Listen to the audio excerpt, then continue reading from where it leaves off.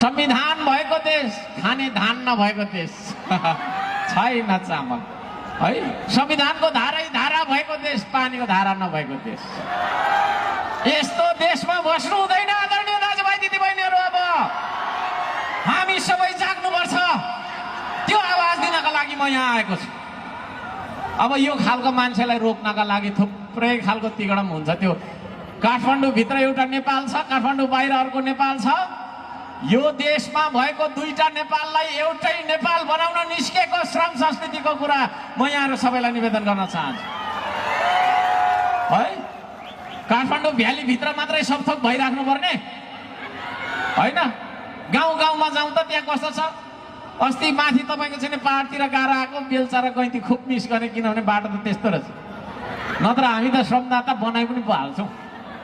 एउटा झम्पल र गैँती बेलचा बोकेर गाउँतिर जानुपर्छ। त्यसले गर्दाखेरि दुईटा नेपाल होइन, एउटै नेपाल हुनुपर्छ है। सिमाना सिमानासम्म तपाईँको चाहिँ विकास गरिएको हुनुपर्छ। अब यहाँ गयो भनेदेखि तपाईँको सिमानाको वरतिरको हाम्रो नेपाली गाउँमा चाहिँ बत्ती पनि छैन, के पनि छैन। उतापट्टि भारतमा चाहिँ राम्रो राम्रो छ अरे।